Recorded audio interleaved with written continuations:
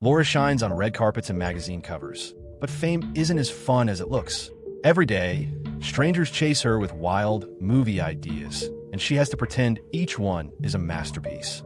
She's so used to fake smiling that it feels like part of her job. At one fancy event, her ex-husband Tony appears without warning. Instead of talking normally, he hides his real frustration inside a fake movie pitch. He basically says Laura barely spends time with their daughter. The comment hits her harder than she lets on.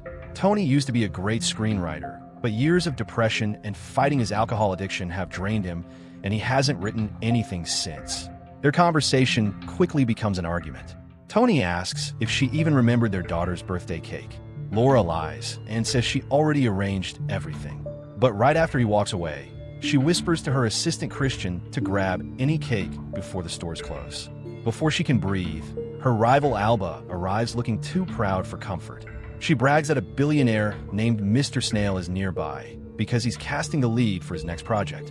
Both of them on the spot, so their friendly talk becomes sharp and petty. Outside the hall, reporters surround Laura for photos. She spots Snail's son Sebastian and tries asking about the project. Instead, he makes fun of her watch and rambles about how two super rich people recently died mysteriously.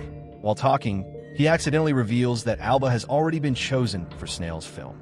Laura hides her disappointment behind a perfect smile. Later, Sebastian and his friends casually make rude comments about Laura and Alba, treating them like they're irrelevant. When Laura gets a moment alone with Alba, she forces a polite congratulations. Alba says women should support each other. Laura decides to get a little revenge by describing a fake version of the movie Alba must present that night. Alba repeats it on stage and embarrasses herself, giving Laura a tiny win. On the ride home, Christian reads angry messages from Sebastian. Laura gets a call from Tony, who's stuck in a chaotic airport, but the call cuts off. Christian checks the news.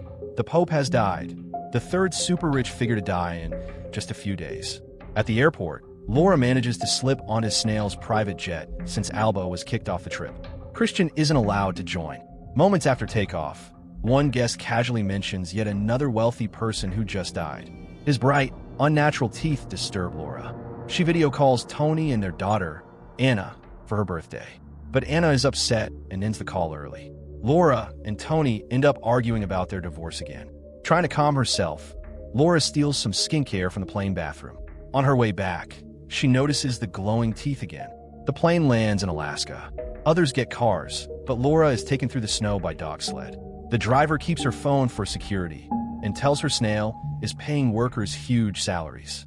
Because of the wind, neither of them hears the private jet explode behind them. In a small settlement, Snail greets everyone with a speech about old Alaskan pioneers and how modern society has gone soft.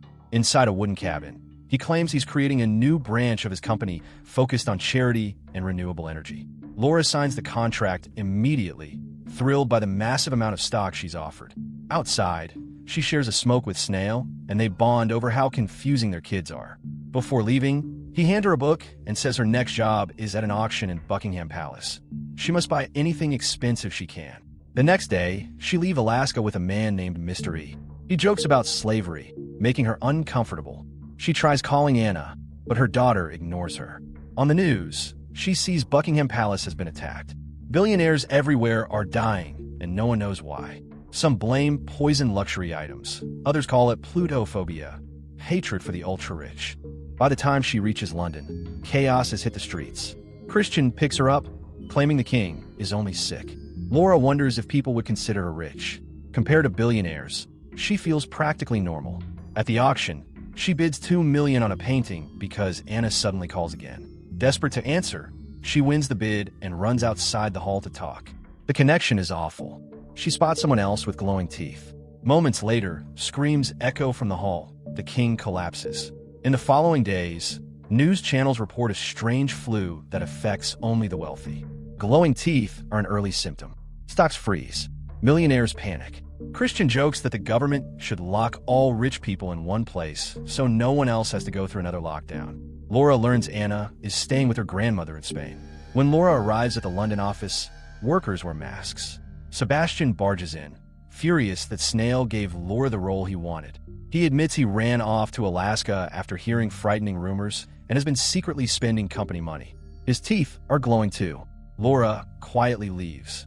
Christian brings more bad news.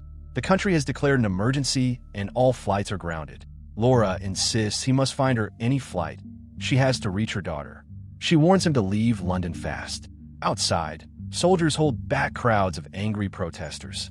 Laura jumps into a company car and calls her broker. When the driver hears the conversation, he puts on a mask. The broker explains that the economy is crashing so badly that Laura's stocks have exploded in value, making her much richer, a fact neither of them celebrates. Laura immediately panics and orders her broker to sell everything, but the markets have frozen completely. The only thing she can do now is spend the money or give it away. She rushes home to pack, but when she looks in the mirror, she pauses. Are her teeth glowing? Before she can decide if it's real or stress, the doorbell rings. 3 soldiers stand outside, saying she's been chosen for protective relocation. She pretends to agree, then slips to her room, climbs out the window, and escapes down the fire escape. She drives out of the city, passing walls covered in messages telling people to kill the wealthy, to stop the disease. Soon traffic stops moving, so she continues on foot. That's when she runs into Christian again.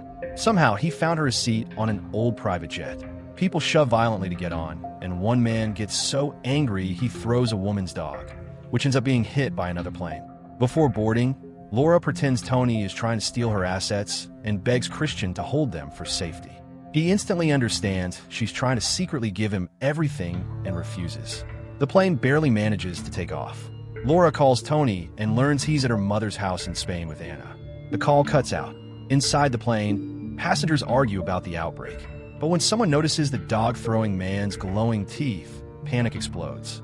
People attack him, shouting that he's infected. A fight breaks out, and during the struggle, the plane door gets forced open. The dog owner and the glowing tooth man fall out into the sky. After things quiet down, Laura checks the news again. Every billionaire has been quarantined, and many are destroying their expensive belongings, thinking the sickness is tied to luxury goods. Online, people have started calling it the rich flu. When the plane reaches Spain, Laura slips away and tries calling Tony. While waiting, she searches for news about Mr. Snail and discovers something unbelievable. He disappeared, and all his wealth has vanished with him. She looks at the book he gave her and suddenly understands. There was never a new project. Snail used the Alaska retreat to drop his fortune so he wouldn't count as rich anymore. Furious, she throws the book across the pavement. Tony arrives and picks her up. He explains Spain is no different. Rich people are being taken away, businesses are shutting down, and everyone is scared. At a police checkpoint, Laura panics because her bag is stuffed with cash and jewelry. Tony hides it just in time. They pass the health scan, but before the officers can search the trunk, a truck crashes into the checkpoint and explodes. While police rush to the scene, Tony drives away.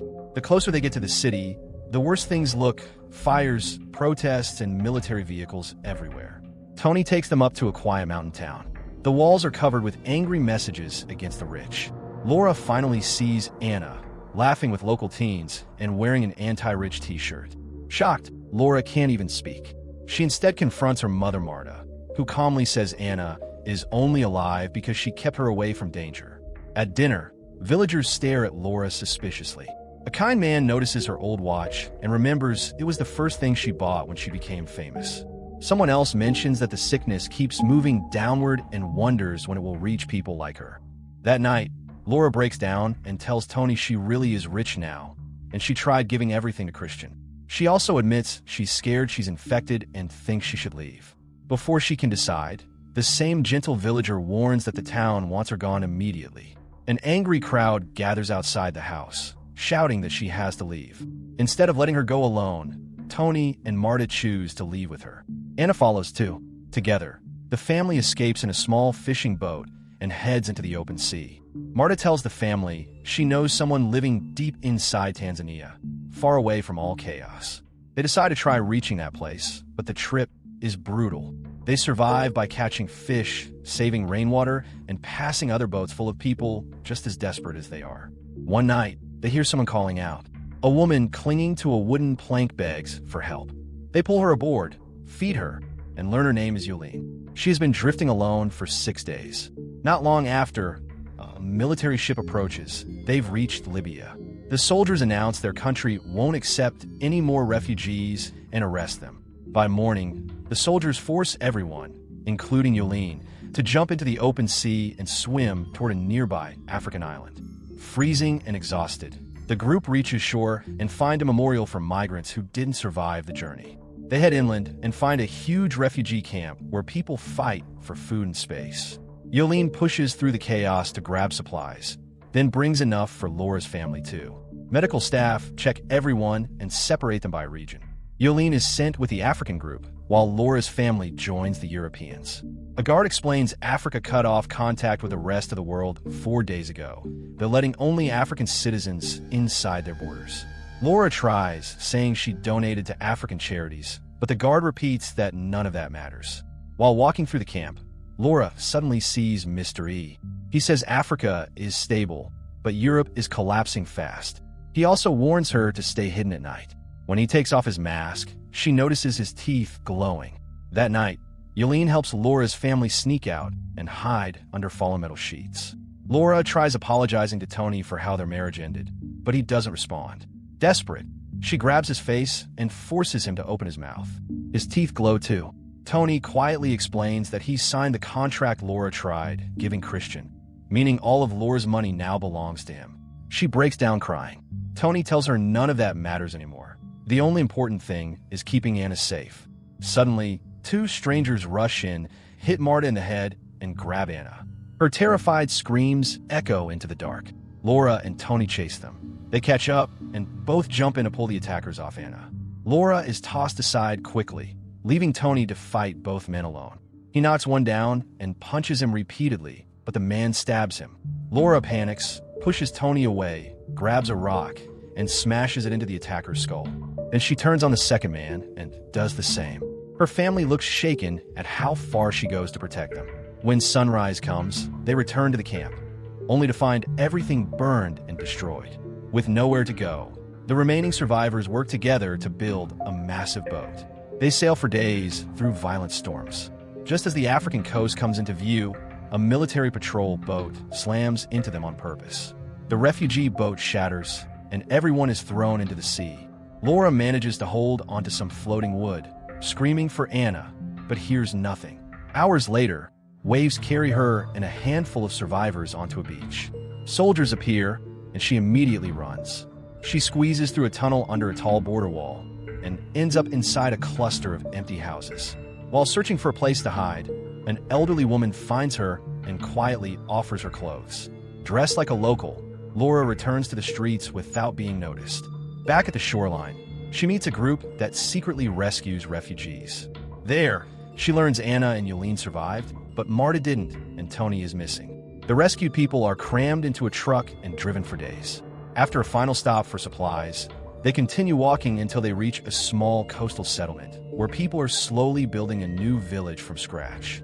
New arrivals must hand over anything valuable to help the community. Laura hesitates, but eventually places her old watch, the first thing she ever bought when she became famous, into a communal bowl.